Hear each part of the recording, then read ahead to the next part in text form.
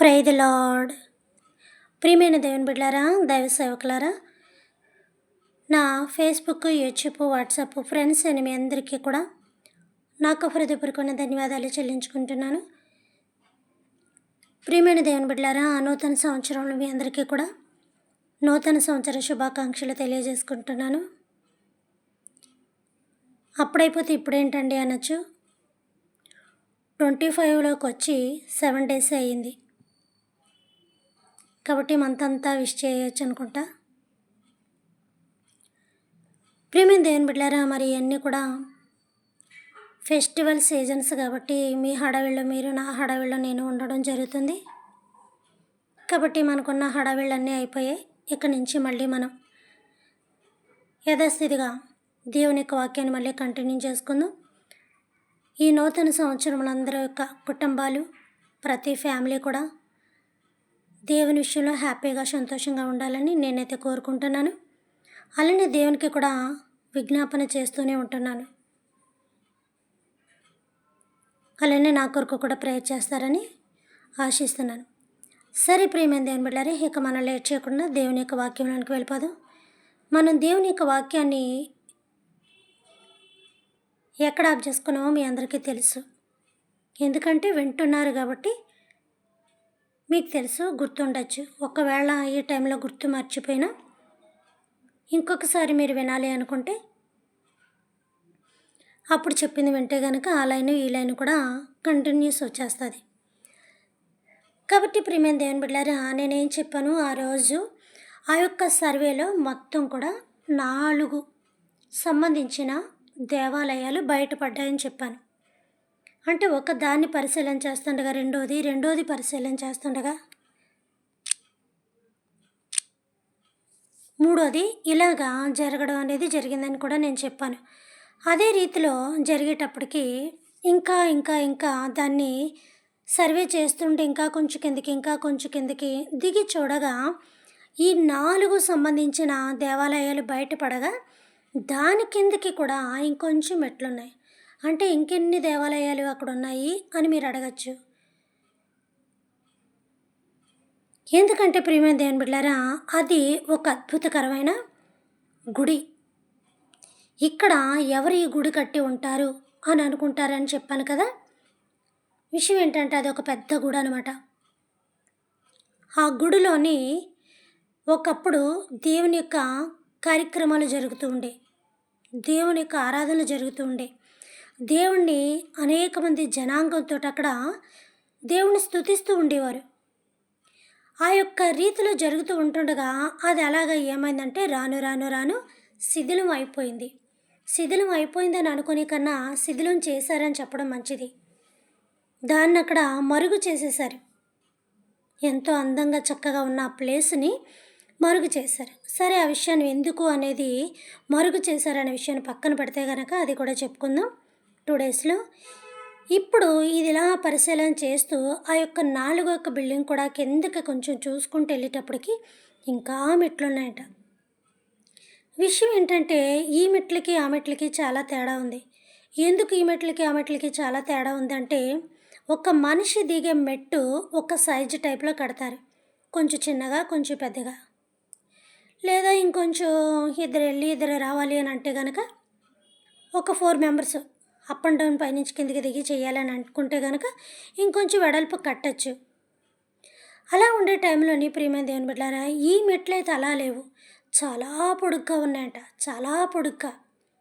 ఆ మెట్లమ్మట కిందకి వెళ్ళి చూడగా లాస్ట్ మెట్టు కాడికి వచ్చేటప్పటికి, అదే ఇంకా 2-3 మెట్లు కుంటేటప్పటికి వాళ్ళకి ఇంకా ఒక అద్భుతకరమైన విషయం బయటపడిందంట.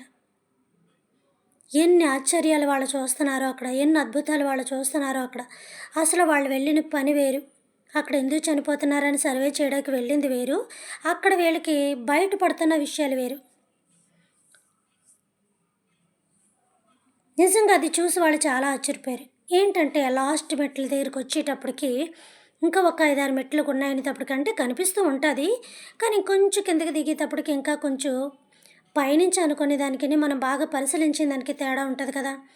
అలా అనుకొని ఇచ్చేసి కిందకి వెళ్ళేటప్పటికి పెద్ద నది ఉందంట అక్కడ. చిన్న చితక కాదు, చాలా పెద్ద నది ఉందంట. లేకపోతే ఒక చిన్న సైజు చెరువు కూడా కాదు. ఈ వెడల్పు ఉంది, ఈ వైశాల్యం ఉంది, ఒక ఇంత రౌండ్ ఉంది, ఇంత దాని సా ఏంటి దాని సరౌండింగ్ ఇంత ఉంది అన్నీ. అంటే ఒక విధంగా చూడాలంటే మనం స్నానం చేసేటప్పుడు కొంచెం పెద్దవాళ్ళ ఇళ్ళలో ఉంటాయి కదా స్విమ్మింగ్ పూల్స్ అని, ఆ టైప్లో దానికి నాలుగు వైపులా కూడా ఎలాంటి సరిహద్దు కూడా లేదు. ఎందుకంటే అది నది. నదికి అంత సరిహద్దులు ఎవరు కడతారు? సముద్రానికి ఎక్కడైనా సరిహద్దు కడతారా? గోదావరికి ఎక్కడైనా సరిహద్దు కడతారా? అంటే ఏదో జనాలు స్నానాలు ఆచరించడానికి ఒక ఏర్పాటు అంటే చేస్తారేమో తప్ప ఆ గుడుల దగ్గర మొత్తం నదులకి కానీ సముద్రాలు కానీ ఎవరైనా కడతారా? దేవుడే, పరిశుద్ధాత్మ దేవుడే దాన్ని కట్టి ఉన్నాడు. ఎప్పుడైతే పరిశుద్ధాత్మ దేవుడు అలా తొలగాడు అనుకోండి, భూమంతా కూడా వరద వచ్చి సర్వనాశనం అయిపోతుంది. వరద కాదు, వరద అంటే వర్షం కదా. వరద అంటే వర్షం నుంచి వచ్చే వాటర్, పొర్లుకుంటూ వెళ్ళే వాటర్. వరద కాదు. విషయం ఏంటంటే సునామీ లాంటి, అంటే సముద్రపు పొంగు. సముద్రము భూమిలో ఆ ప్రకంపనలు చెందినప్పుడు మొత్తం వాటర్ అంతా బయటకు వచ్చేసి బీభత్సంగా ఉంటుంది అనమాట. ఇప్పుడు మనం వంట చేసిన స్త్రీలకి తెలుస్తూ ఉంటుంది, వంట చేయకపోయినా పురుషులు కూడా తెలుస్తూ ఉంటుంది. కాకపోతే మనకున్నంత గమ్మున ఐడియాలజీ వాళ్ళకు ఉండదు, ఎందుకంటే వాళ్ళు కిచెన్లోకి ఎక్కువ ఎంటర్ అవ్వరు కాబట్టి. లేడీస్ సామ్రాజ్యం అంతా కూడా ఎక్కడ ఉంటుంది? వంటగదిలోనే ఉంటుంది. ఇప్పుడు వేడివేడి నూనె బట్టి ఎక్కువ పాత్రలో వేసుకొని మనం ఏమైనా చేసామనుకోండి, అందులో షడాన్గా బాగా మరుగుతున్నప్పుడు కొన్ని నీళ్ళు వేస్తే ఎలా ఉంటుంది? టప్మని పేలుతుంది. పేలి ఆ యొక్క చుట్టుపక్కల ఉన్నదంతా కూడా అది ఏమవుతుందంటే చిమ్ముతూ ఉంటుంది. అప్పుడు అది చాలా ప్రమాదకరంగా ఉంటుంది కదా, ఎందుకంటే పడలేదు, ఆ వాటర్కి ఆయిల్కి పడలేదు అనమాట. అందులో మామూలుగా ఉన్నప్పుడైతే పడుతుంది, హీట్ చేసిన తర్వాత పడదన్న విషయం మన అందరికీ తెలుసు. అది అలా పేలిన తర్వాత చుట్టుపక్కల మనం ఉన్న ఎవరన్నా కూడా మన బాడీ మీద పడినా మన స్కిన్ అంతా కూడా మొత్తం డ్యామేజ్ అయిపోద్ది అన్న విషయం మనకు తెలుసు. అలానే ఆ యొక్క సముద్రంలో ఉన్న వాటర్ అంతా కూడా పొంగి వచ్చినప్పుడు ఆల్రెడీ మనం సునామీలు చూస్తున్నాం. ఆ జడుపు ఇప్పటికీ ఇంకొంది. అసలు మన చిన్నతనం నుంచి మనం ఎలాంటివి చూడలేదు కాబట్టి ఇలాంటి వాటి మీద మనకి వెళ్ళిపోయిన మన తల్లిదండ్రులకి కానీ, మన యొక్క పూర్వీకులు అంటే మన నానమ్మ, మన అమ్మమ్మ, మన తాతయ్యలు, మనకన్నా ముందు జనరేషన్, మన ముందా మన వెనక? వాళ్ళే ముందు కదా, మనమే తర్వాత కదా. కాబట్టి వాళ్ళకి ఇలాంటివి ఏమీ తెలియదు కాబట్టి భూమి మీద తెగులు అని దేవుడు చెప్తే ఈజీగా తీసుకున్నాం. భూమి మీద ఉన్న వాటితోటే దేవుడు ఈజీగా అంతం చేసేయచ్చు. పైనుంచి ఏమీ పనిగట్టుకొని ఒక దేవదూత వచ్చి మళ్ళీ చంపాల్సిన అవసరం లేదు. దేవుడు భూమికి ఆజ్ఞాపించాడు. ఏ నోటితోటి ఏ చేతితోటి అయితే దేవుడు సృష్టిని సృజించాడో అదే నోరు ఒక్కసారి ఆయన మూసుకుంటే, అదే చెయ్యి ఒక్కసారి ఆయన మూసుకుంటే కనుక భయంకరమైన విపత్తు మనకి ఏర్పడుతుంది. ఆ రీతిలోని ఏమైందంటే దేవుడే సముద్రం మీద నిలిచి ఉన్నాడని మనం అనుకోవచ్చు. అనుకోని కన్నా ఒకసారి బైబిల్ వాక్యం తెలుసుకోవడం మంచిదేమో. ఎందుకంటే నా నోట వచ్చే ప్రతి మాట బైబిల్కి సంబంధించి ఉంటుందని తెలుసు. లేకపోతే ఎవడో మానేస్తాను నేను. అది మీకు, నన్ను, నా మెసేజ్లు వింటున్న మీ అందరికీ బాగా తెలుసు. ఒకసారి మనం ఆదికాండానికి వెళ్దాం. అంటే నేను పక్కన బైబిల్ పెట్టుకోలేదు, రేపటి నుంచి కంటిన్యూ చేస్తాను వాళ్ళని. ఆది యందు వాక్యం ఫస్ట్ ఏముంటుందరా ఆదికాండంలోని?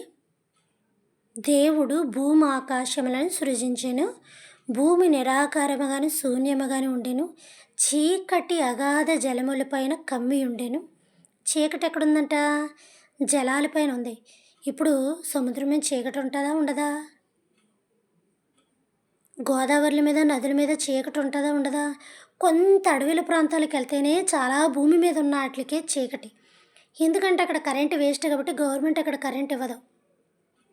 అక్కడ జనసంచారం ఉండదు కాబట్టి, అక్కడ జనాలు సంచరించరు కాబట్టి అనవసరంగా కరెంటు వేస్ట్ అయిపోద్ది. విలువగా ఉన్న వస్తువు విలువైన మనుషులకే తెలుస్తుంది. ఇలా 24 అవర్స్ మనం వాడేస్తున్న కరెంటు బట్టి విలువ తెలియదు. రానున్న జనరేషన్కి ఇంకేమీ ఉండవనుకుంటా. కాబట్టి ప్రియమైన దేవుని బిడ్డలారా, అలాంటిది సముద్రం మీద ఉంటుందా? ఈ మాట మనం ఇప్పుడు చెప్పుకుంటున్నాం. ఇప్పుడు సముద్రం మీద పట్టపగలు షిప్పుల్లో లైట్లు వేస్తారా? లైట్లు వేసి ఆ షిప్ డ్రైవింగ్ చేస్తారా? చేయకపోవచ్చు, బహుశా చేయరు. బహుశా ఏంటి చేయరు. ఒకవేళ రూమ్స్లో ఏమైనా చీకటి ఉంటే షిప్ రూమ్లో వాళ్ళు వేసుకుంటారేమో. నైట్ అలా సముద్రం వైపుకి మనం వెళ్ళి చూసినా, లేకపోతే ఇలా మనకున్న చిన్న చిన్న నదుల దగ్గరికి వెళ్ళి చూసినా, ఏమైనా షిప్పులు కనిపించాయి అనుకోండి, ఏం కనిపిస్తాయి అందులోంచి? లైట్లు కనిపిస్తాయి, లైట్ వెలుగులు కనిపిస్తుంటాయి. మనం సముద్రాన్ని తీసుకుందాం, ఇప్పుడు వచ్చింది సముద్ర విషయమే కాబట్టి నాకు నత్తొచ్చేస్తుంది. కాబట్టి ఆ సముద్రం ఏముంటుంది? జలాలు. జలముని మీద చీకటి కమ్మి ఉండెను. ఇది ఇప్పుడు మనం చెప్పుకోవడం ఏంటి? అసలు బైబిల్ ఎప్పుడు పుట్టింది? బైబిల్ ఎప్పుడు రాయబడింది? ఆదాము మనకు తెలుసా? అవ్వ మనకు తెలుసా? వాళ్ళున్న ముందు తరాలు మనకు తెలుసా? వాళ్ళే కదా ముందు జనం. వాళ్ళే ముందు జనం. వాళ్ళకన్నా సృష్టి ఎప్పుడు చేయబడింది? మొట్టమొదటి చేయబడింది, ముందుగా చేయబడింది. అప్పుడు కదండి దేవుడు చెప్తా. అప్పటికి ఇప్పటికి అసలు ఎంత తేడా, ఎంత క్లియర్గా చెప్పాడు దేవుడు. చీకటి అగాధ జలాలు జలాలు జలాలు, నీళ్లు నీళ్లు నీళ్ళ మీద కమ్మబడి ఉంది. నెక్స్ట్, దేవుని ఆత్మ జలములపైన అల్లాడుచుండెను. దేవునికి ఉన్నతమైన మహిమ కలుగును గాక. దేవుని ఆత్మ ఎక్కడుందంట? జలములపైన అల్లాడుచుండెను అంటే తిరుగుతుంది. దేవుని ఆత్మ భూమి మీద తిరుగుతుంది. దేవుని ఆత్మ భూమి మీద అల్లాడుతుందని నాకు కనపడలేదు. ఒకవేళ నేను ఎక్కడన్నా చదివేసి వదిలేశాను, అసలు చదివేలేదు. కాబట్టి దేవుని విషయంలో ఎక్కడ ఈ మాట లేదని నేను చెప్పడానికి ఇష్టపడను. ఎప్పుడన్నా ఎక్కడన్నా నేను చదివితే నాకు తటస్థిస్తుందేమో అని నేను అంత కాన్ఫిడెన్స్గా చెప్పడానికి ఇష్టపడను. బుక్కుని ఎప్పుడన్నా ఎక్కడన్నా బయట పడిందనుకో, ఇదే మనకి తెలియని విషయం ఇంకోళ్ళు తెలిసిందనుకో, వాళ్ళు బయటెట్టారనుకో, మొత్తం మనకున్న జ్ఞానం ఆ 2 అక్షరాలు సున్నా అయిపోతుంది. ఈ పాటి చిన్న తెలియలేదా అని వాళ్ళు అదే పట్టుకుంటారు. విషయం ఏంటంటే వాళ్ళకి మనకు తెలిసినంత తెలియకపోయినా ఆ పాయింట్ వాళ్ళకి బలంగాను, ఇంత తెలిసిన మనం బలహీనులుగాను ఉంటూ ఉంటాం. కాబట్టి దేవుని యొక్క బైబిల్లో ఇది ఉంది అది లేదని మనం ఎప్పుడు కూడా నిర్ధారణగా చెప్పకూడదు. అలా చెప్పాలంటే ఒక్కొక్క పుస్తకం చదివి దాని మీద నువ్వు బాగా అవగాహన చేసుకొని, ఎక్కడ ఏది ఉందో లేదో చూసుకొని, నువ్వు వేరే బుక్ మెయింటైన్ చేసి ప్రతి అక్షరాన్ని కూడా నువ్వు క్షుణ్ణంగా, చాలా క్షుణ్ణంగా తెలుగు మాస్టర్లో పరిశోధించినంత చక్కగా నువ్వు అక్షర దోషం లేకుండా పరిహరిస్తే గనక, దాని విషయంలో నువ్వు అంత క్లారిటీగా నడుచుకుంటే, అప్పుడు నువ్వు నీకంటూ ఒక సబ్జెక్ట్ ఉంటుంది కాబట్టి నువ్వు చాలా ధైర్యంగా చెప్పగలుగుతావు. అంటే బల్లగుద్ది మరీ చెప్పచ్చు. నీ చేతులు బలంగా ఉంటే బల్లన్నా పగలగొట్టచ్చు. అంతే తప్ప మిడిమిడి జ్ఞానం వేసుకొని, అరాకొర జ్ఞానం వేసుకొని, తెలిసి తెలియని మాటలు మాట్లాడేసామనుకోండి, దేవుడి విషయంలో శాపగ్రస్తులం అయిపోతాం. అలాగా ఎక్కడుందంట? చీకటి అగాధ జలములపైన కమ్మి ఉండెను, దేవుని ఆత్మ జలములపైన అల్లాడుచుండెను. ఎక్కడ అల్లాడుతుందంట? అసలు సముద్రానికి గోడ కట్టడానికి, దేవుడు ఆత్మ జలముల మీద ఉండడానికి మీకు ఏమైనా సంబంధం ఉందా అని మొట్టమొదటి మీరు అనుకోవచ్చు, నేను స్టార్ట్ చేసినప్పుడు. అందుకని ఒకసారి వాక్యానికి వెళ్దాం రండి అన్నాను. దేవుని ఆత్మ ఎక్కడ అల్లాడుతుందంట? జలములపైన అల్లాడుచుండెను. అసలు మన పాదాలు ఎంత డౌన్గా ఉంటాయి, ఆ వాటర్ ఇసుక ఎంత డౌన్గా ఉంటుంది, మన పాదాలు తాకి వెళ్ళిపోతూ ఉంటాయి, అంత డౌన్లో ఉంటుంది. ఒకవేళ అక్కడ నుంచి ఆ డౌన్ దాటిందంటే అదే పాదాలతోటి ఏ పక్క పరిగెడతామో మనకే తెలియదు. మరి దేవుని యొక్క ఆత్మ అక్కడ కమ్మి ఉండకపోతే ఈ పాటికి వాటరే ఉంటుంది. దేవుడు దానికోసం కూడా ఒక మాట చెప్పాడు కదా. మనకేముంది? 3 వంతులు భూమి, 1 వంతు నీరు. ఆదికాండంలో ఏముంది? ఆరిన నేల జలములపైన కనబడునుగాక. అంటే చుట్టుపక్కల నీరుంది, మధ్య నుంచి భూమి పుట్టుకొచ్చింది. ఎందుకంటే దేవుని మాటలో జీవం ఉంది కాబట్టి పుట్టుకొచ్చేది. ఒక ఫ్రూట్ ఏదైనా ఒక 2 డేస్, ఒక 4 డేస్ అలా పెట్టండి, పోనీ ఒక 5 డేస్ పెట్టండి, అందులోంచి ఒక జీవం పుట్టుకొచ్చేది. దాన్ని మనం కుళ్ళిపోయింది, పురుగులు పట్టేసిందని అంటూ ఉంటాం. అది ఏదైనప్పటికీ మనం హీట్గా వండుకున్న పదార్థాలైనా సరే ఫ్రిడ్జ్లో ఎంతకాలం పెట్టి దాసినా అది ఎప్పటికైనా డ్యామేజ్ అయిపోవాలి. దాంట్లోంచి కూడా ఒక జీవం పుట్టుకొచ్చేది. ఒక జీవం పుట్టుకు రావాలంటే ఎంత క్రియేటింగ్ జరగాలి, అసలు ఎంత సృష్టి జరగాలి. ఆ కళ్ళు కానీ, ఆ ముక్కు కానీ, ఆ నోరు కానీ, దానికి ఆ యొక్క పేగలు కానీ, జీవుకుంటే మనిషికుంటాయి. ప్రతి జీవనం ఇదే. ఇప్పుడు జంతువులకు వస్తే బ్లడ్ రెడ్గానే వస్తుంది, మనల్ని కోసినా రెడ్గానే వస్తుంది. తేడా ఏంటి? వాయిస్ ఫస్ట్లో జంతువులకు ఉంది. బిలాముతో దేవుడు ఎదురైనప్పుడు, యెహోవా దూత ఎదురైనప్పుడు బిలాముతో మాట్లాడింది ఎవరు? గాడిద కదా. మొట్టమొదటిగా అవ్వమ్మతో మాట్లాడింది ఎవరు? పాము కదా. తర్వాత కదా దేవుడు ఇవన్నీ కుదించేశాడు. దానికి కాళ్ళు ఉన్నాయి, నోరు ఉంది. దేవుని శాపం అలా ఫలించింది. ఇవన్నీ మనకి తెలియదా? అందుకే నేనంటాను, ఒకళ్ళు చెప్పిన తర్వాత వాళ్ళని పొగిడేసి అబ్బా అబ్బా అబ్బా ఎంత బాగా చెప్పారో అని అనడం కాదు. ఎంత బాగా చెప్పిన వాళ్ళే నీకు అంత గొప్పగా కనపడితే, అంత గొప్పగా ఎవరి కోసం చెప్తున్నామో ఆయన ఇంకెంతటి గొప్పవాడు. ఆశ్చర్యం అంటే మీకేదో అనిపించవచ్చు, నాకు బైబిలే ఒక పెద్ద ఆశ్చర్యం, నాకు బైబిలే ఒక పెద్ద వింత, అన్ని వండల కన్నా అది ఒక పెద్ద వండర్. ఆ వింతలో ఇంకా వింత పోల్చనేమో. అంత అద్భుతం దేవుడు మన మధ్య దాచి పెడితే చదవకుండా ఎక్కడ పడితే అక్కడ పెట్టేసి ఇష్టం వచ్చినట్టు ఇష్టాసారంగా ప్రవర్తించి మన సమయం అంతా కూడా వృధా చేసేసుకుంటున్నాం. కాబట్టి వెళ్ళి మెట్లు దిగి వెళ్ళేటప్పటికి ఏం కనిపించిందంటే పెద్ద నది కనిపించిందంట. ఏ నది? పెద్ద నది. అదే నేను మీకు ఒకసారి నేను ఇలా ఫేస్బుక్ చూస్తుండగా ఒకటి నాకు యూట్యూబ్ చూస్తుండగా ఎలా కనిపించింది, దాన్ని నేను స్క్రీన్ షాట్ తీశాను, దాన్ని మీకు ఫోటో చేసి పెడతానని చెప్పాను కదా. అప్పటి నుంచి నాకు వీలు పడలేదు. నేను త్వరగా దాన్ని మీకు అది ఫోటో తీసి నేను మీకు పెట్టడం జరుగుతుంది, చూపిస్తాను, అప్పుడు మీకు అర్థమవుతుంది. అంటే ఇప్పుడు చెప్పినప్పుడు కూడా మీకు అర్థమైపోయి ఉంటుంది. చూడండి, మనం హిందువుల్లో ఎక్కువ చూసుకోవచ్చు. దేవాలయాలు ఉంటాయా? దేవాలయాలు ఉన్నాక వాళ్ళ హిందూ దేవాలయాలు ఉన్నాక వాళ్ళు ఫస్ట్ ఏం చేస్తారంటే, మనమంటే చాలా గర్వంగా చాలా పొగరుగా చర్చిలోకి చెప్పులు కూడా వేసుకెళ్ళిపోతాం, బొబ్బులు గుమ్ములు కూడా తినుకుంటూ వెళ్ళిపోతాం. ఎందుకంటే దేవుడు అంటే మనకంత భక్తి. ఇది పాటిస్తున్న వాళ్ళకి మాత్రమే వర్తిస్తుంది, అందరికీ కాదు. ఇది ఎవరు చేస్తున్నారో వాళ్ళకి వర్తిస్తుంది సుమా, అందరికీ వర్తించదు. నేను వేసుకెళ్ళను కదా, నాకు కాదులే, నేను తినను కదా, నాకు కాదులే అని మీరు అనుకుంటారు. అదే నేను చేస్తే ఈ మాటలు నాకే వచ్చినట్టున్నాయని నేను అనుకుంటాను. బైబిల్ నిన్ను పోలి వాక్యం ఉంటుందని దేవుడు మనకి చెప్పాడు.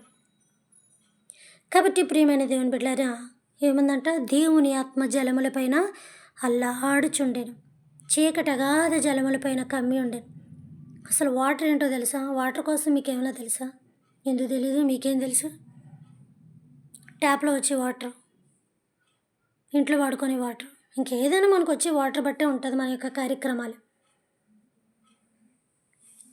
ఆరిన నేల జలములపైన కలబడును కాక అంటే అప్పుడు బైబిల్లో దేవుడు చెప్పలేదా? అంటే ఏముంది, మధ్య నుంచి భూమి వచ్చింది అంటే చుట్టూ ఏముంది, వాటర్ ఉంది. ఆ వాటర్లోంచి దేవుడు భూమిని తీశాడు అనగానే భూమి బయటకు వచ్చింది, భూమి అలాగా కప్పబడింది.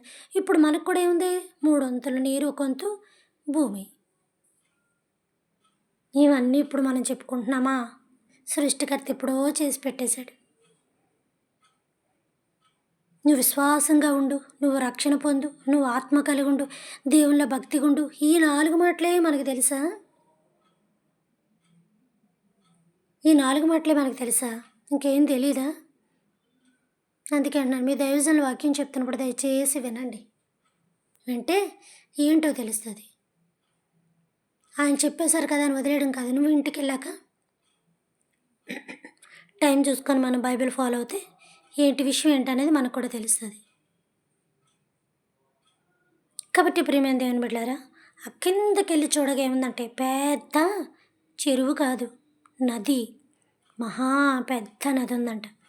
ఫస్ట్ బిల్డింగ్ ఒక దేవాలయం, సెకండ్ బిల్డింగ్ ఒక దేవాలయం, థర్డ్ బిల్డింగ్ ఒక దేవాలయం, ఫోర్త్ బిల్డింగ్ ఒక దేవాలయం, అంతకు మించి కిందకి వెళ్ళగా ఏముందని చెప్పాను, పెద్ద నది ఉంది. ఆ నదికి అంటుకొని గుడి ఉంది. హిందూ దేవాలయాలు ఎక్కువ కనబడుతుంటాయి. ఫస్ట్ దేవాలయం ఉంటుంది, తర్వాత కోనేరు ఉంటుంది. ఆ కోనేరు దగ్గర కిందకి మెట్లు మనం దిగితే ఈ పాటికి మొత్తం ఐడియా వచ్చేసి ఉంటుంది. మనం ఎక్కువ విలేజెస్ వెళ్ళినప్పుడు చూస్తూ ఉంటాం.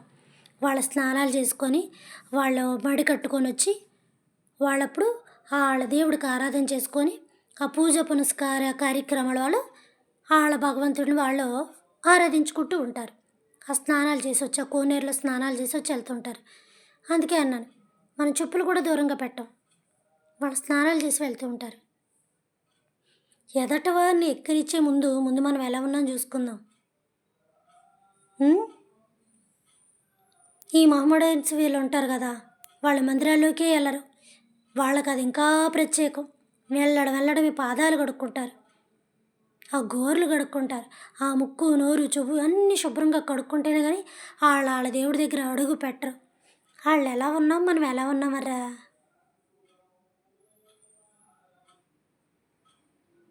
ఏమన్నంటే దేవుడు సిద్ధాంతాలు పాటించమన్నాడా? దేవుడు అయి పాటించమన్నాడా? దేవుడు ఎదురు చూడమన్నాడా? నేను ఎదురుల కోసం, బెదురుల కోసం చెప్పట్లేదు. సిద్ధాంతాల కోసం, సెంటిమెంట్స్ కోసం చెప్పట్లేదు నేనిక్కడ. ఆచార యొక్క సిద్ధాంతం నేను చెప్తున్నాను. ఆచారాలు అడుగంటకపోతే దేవుడు కూడా చులకనగానే కనపడతాడు. మిగతా విషయాలు రేపు మాట్లాడుకుందాం. పరలోకమందున్న మా తండ్రి, మీ నామము పరిశుద్ధపరచబడును గాక, మీ రాజ్యం వచ్చును గాక, మీ చిత్తము పరలోకమందును నెరవేరినట్లు భూమి యందును నెరవేరును గాక. మన దినాహారం నేడు మాకు దయచేయమయ్యా. మా యొక్క బోనస్తుల అపరాధములను మేము క్షమించిన ప్రకారము మా అపరాధములను మీరు క్షమించండి తండ్రి. మమ్మల్ని శోధన నుంచి తెగకడం తప్పించము నాయన. రాజ్యము, శక్తి, మహిమ నిరంతరం మీరే ఉన్నారు తండ్రి. ఆమేన్. దేవుడు మన దీవించి ఆశీర్వదించును గాక. Good night.